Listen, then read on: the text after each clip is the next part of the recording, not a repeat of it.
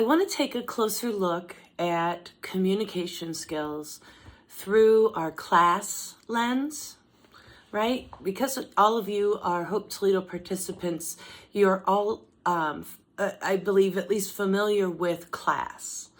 I have the observation sheet here. Does this look familiar, right? So what I really want to look at specifically, and I'll include this in the handouts, but are these pieces right here. Okay, the last three, and they're the tough ones-ish. Concept development, quality of feedback, and language modeling. And just so you know, the form that I have in front of me right here, the observation sheet, is the score sheet for preschool. I am not trained in the infant and toddler version of this, but I think you can make some easy inferences as to the pieces of this that obviously it all speaks to preschool, but it also very much speaks to infants and toddlers, okay? So indulge me at looking at this through the class lens, and I guess what it is using those pieces, those different criteria here to really define what it is we're striving to do with communication with young children, okay?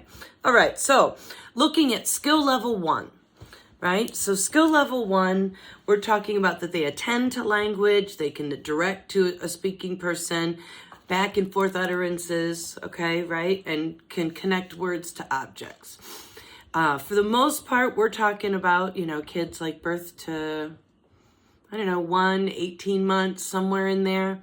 And so what we need to think about from the class perspective is that there are several pieces that we can be very actively doing that are precursors to actual dialogue.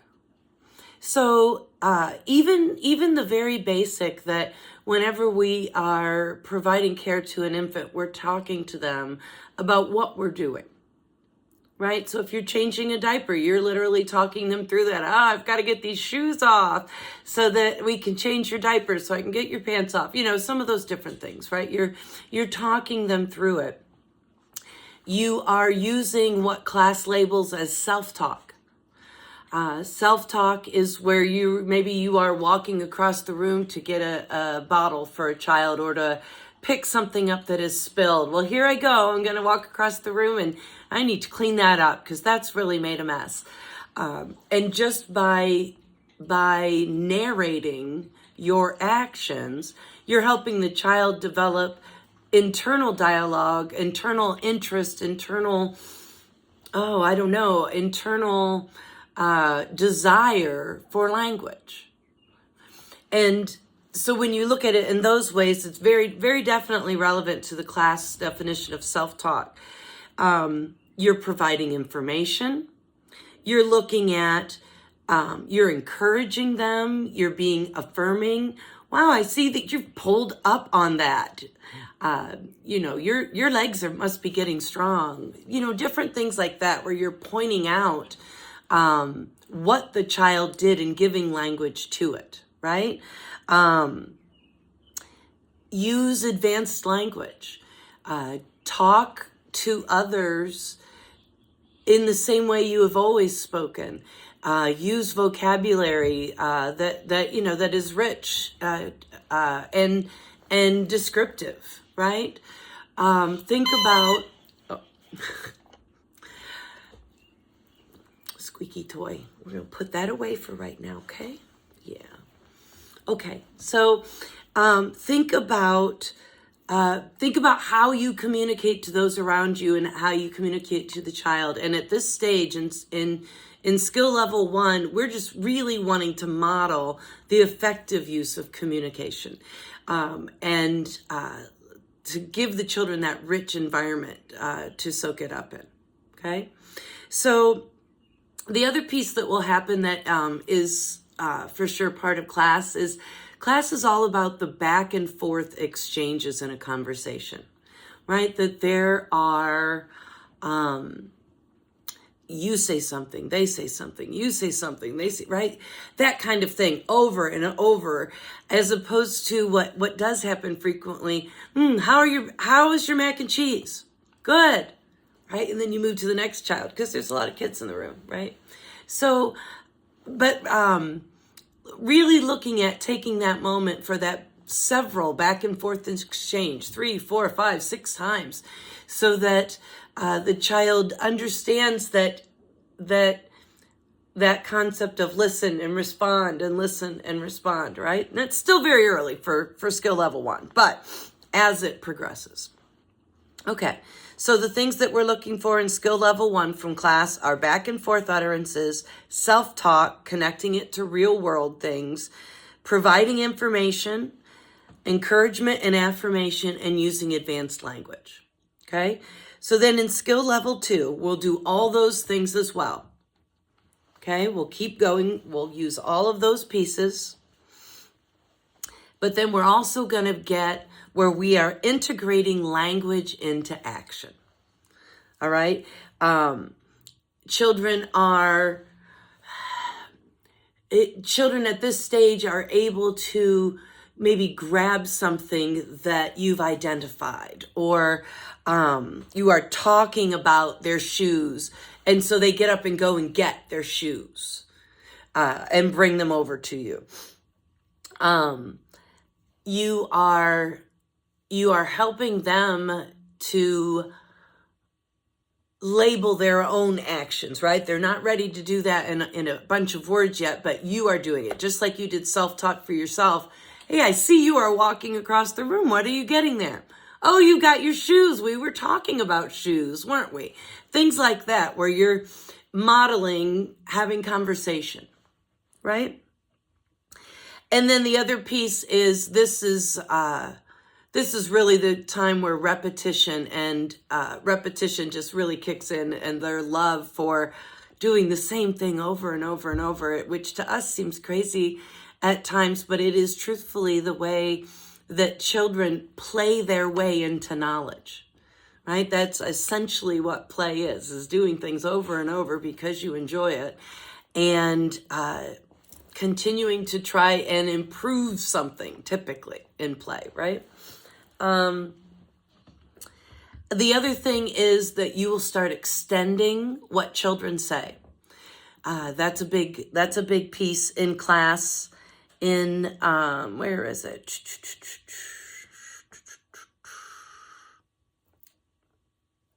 Okay, it's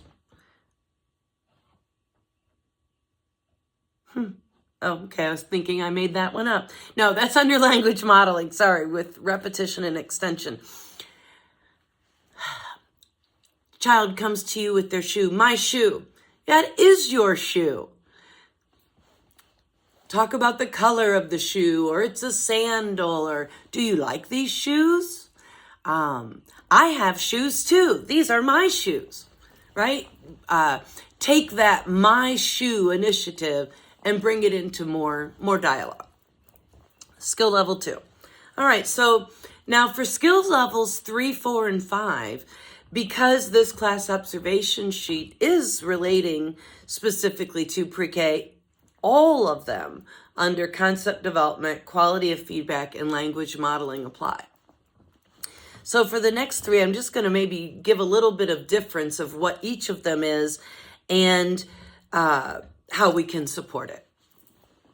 So in skill level 3, we're looking for frequent conversation.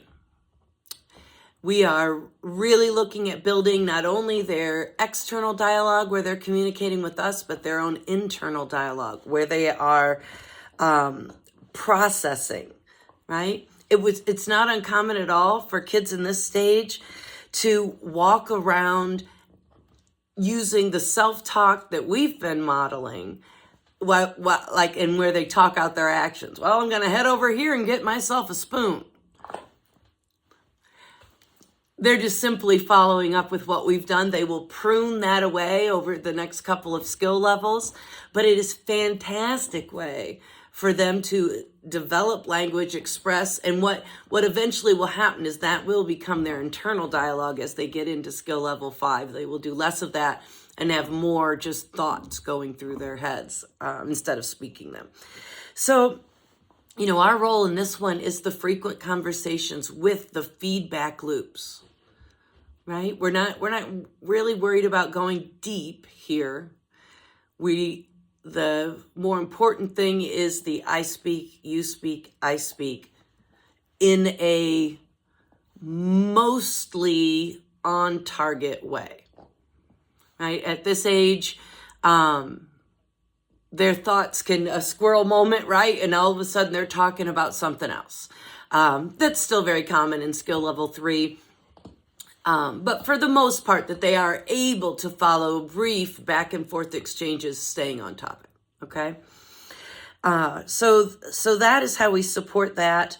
That is how we support good dialogue in skill level 3. So in skill level 4, you're looking at a new level of purpose in using language.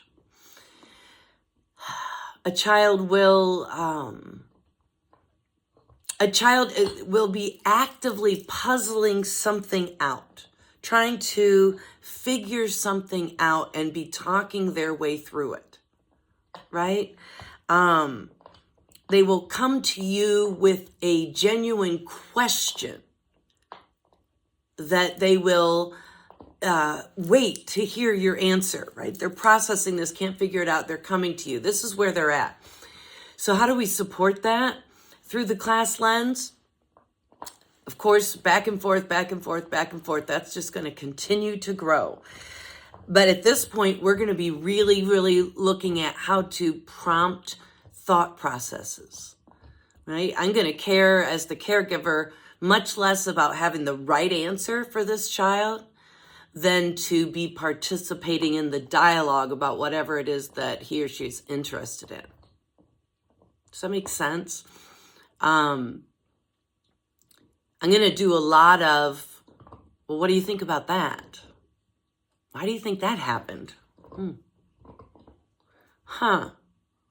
Right? Just tell me more. I'm not sure I understand. Tell me more. Tell me more, right? That's a big phrase for this one, where you're just diving into what they're saying and repeating back to them, right? Using that repetition skill that we've already been using from level 2, where we are stating what they say to us, showing our interest, even if it's some Pokemon, something or other, right? But showing our interest and engaging and asking more questions and trying to get that deep thought process.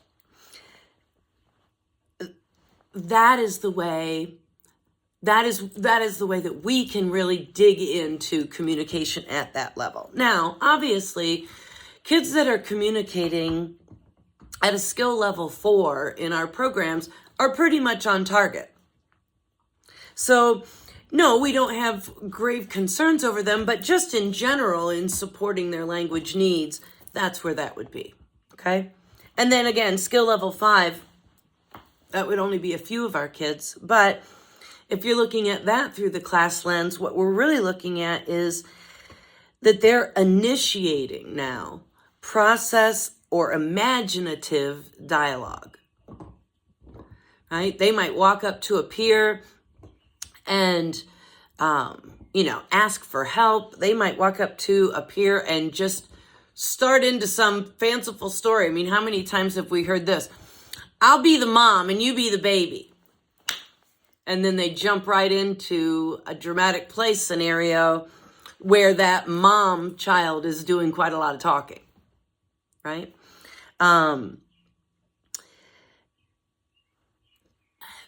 Initiating imaginative dialogue. There's one piece to think about. Sometimes, a child comes up and is telling you about their dog. You knowing fully well they do not have a dog. They haven't never had a dog. They're not getting a dog. But this child talks about their dog.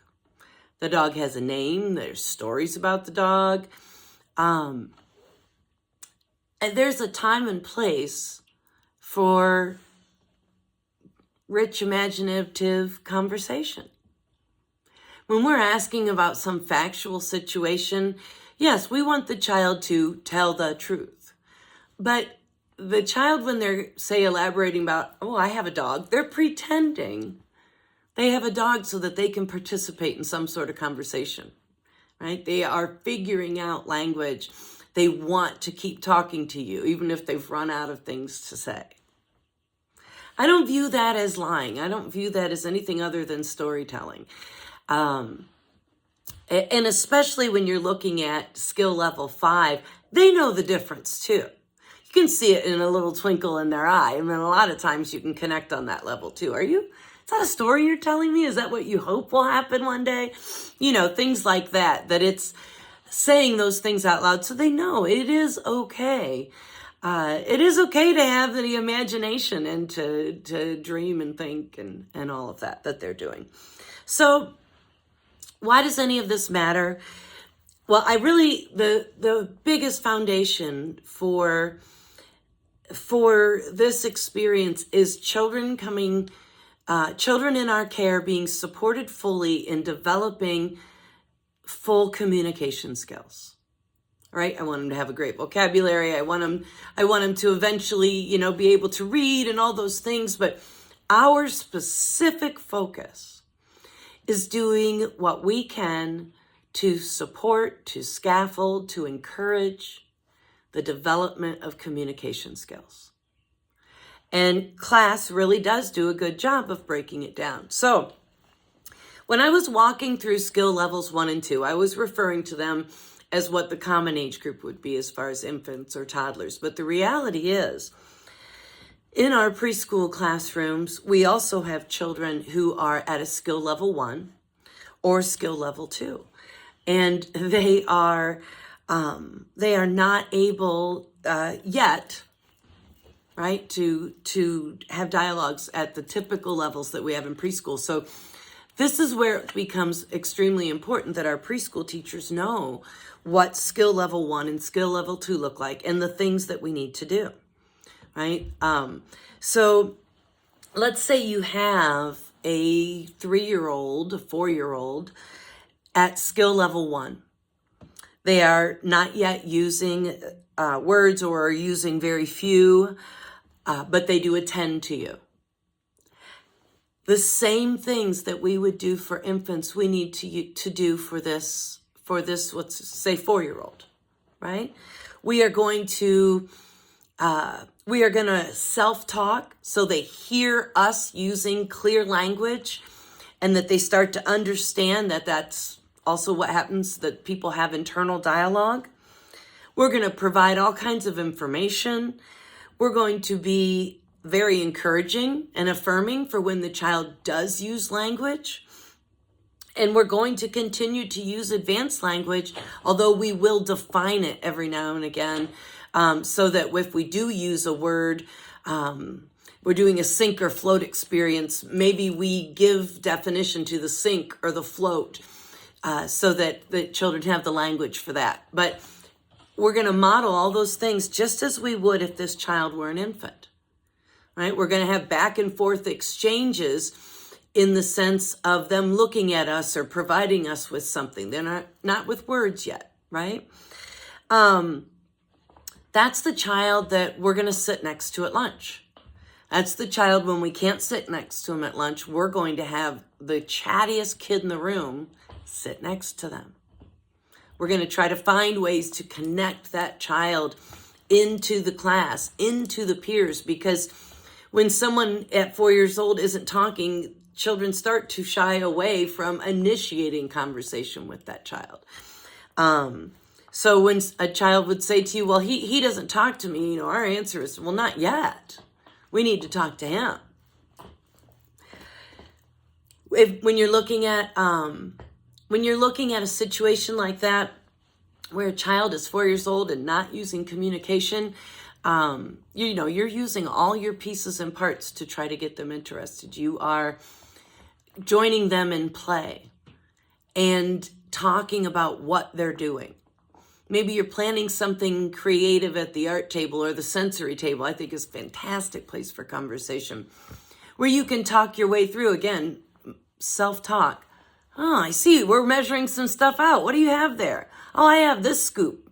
Is your scoop bigger or smaller? I think it's smaller, isn't it? It's just using rich language. Okay, so that is if a child is at a skill level 1. If they're at a skill level 2, which is what I feel is the case for a lot of our kiddos, the 3s and 4s, is they're just coming in sort of that year behind, where they attend to language, they look at you, they may even have a few words, or they might even have a few phrases that are either popular home language or things from TV, right? You're going to do all the same things that we did in skill level 1. And then you're just going to just kind of take it to that next level, right? So in skill level 2, they are starting to use a couple of words, and they're starting to understand simple requests. What that means is play is our best vehicle, and play with peers at that is our best vehicle to help them develop dialogue. Getting engaged in their play, giving words for what they are doing. Maybe joining in dramatic play when the child is over there and everybody else is talking and they're just getting a word or two out. Making space in that group so the child can speak. Hey, I hear Charlie Charlie's trying to tell us something. Just a minute, right? Kind of building some of that in the group. Looking at, again, this is the child you sit next to at lunch. This is the child who is your assistant. All of these things, trying to get communication from them. We're giving these kids the opportunity to use visual cues as well. If they maybe are making choices to go to a center, we have pictures. They can go up and point to it, and we encourage them to say, I'm going to the block center. Right? Not just, but eventually, I'm going to the block center. A sentence. Right? That's what we're modeling. I see you're pointing at the block center. You would say, I'm going to the block center, and letting go. All right. So does that make sense? I really, there's a lot of value in this section of class. We frequently, as early childhood educators, we talk to our children. We talk all day long. They talk all day long. But this really has honed my skills in focusing on what that conversation is, taking it to that next level, looking for the kids. Some of them are just, we need to do the back and forth, the back and forth, the back and forth. Some of them are starting to get, right? They're starting to look at something they don't understand or are intrigued by, and they're having language in their own brain about it, right? You start to see these pieces develop. And by us asking how questions, why questions, and giving them that chance to tell us, right or wrong, what it is, that is like the heavy lifting of the brain. That is the cardio of cardio for the brain. That is it. That is the big stuff. That is what we're going for, right? That is the end goal. We want to see our children be able to use language in these ways. So just kind of in wrapping this portion up, when you think about your class observations and you get feedback, or you ever look at those last 3 pieces, concept development, quality of feedback, and language modeling, even if you just look at those 3 things, right? The concept development piece, quality of feedback, and language modeling. Those would be great on the lesson plan too somewhere, wouldn't they?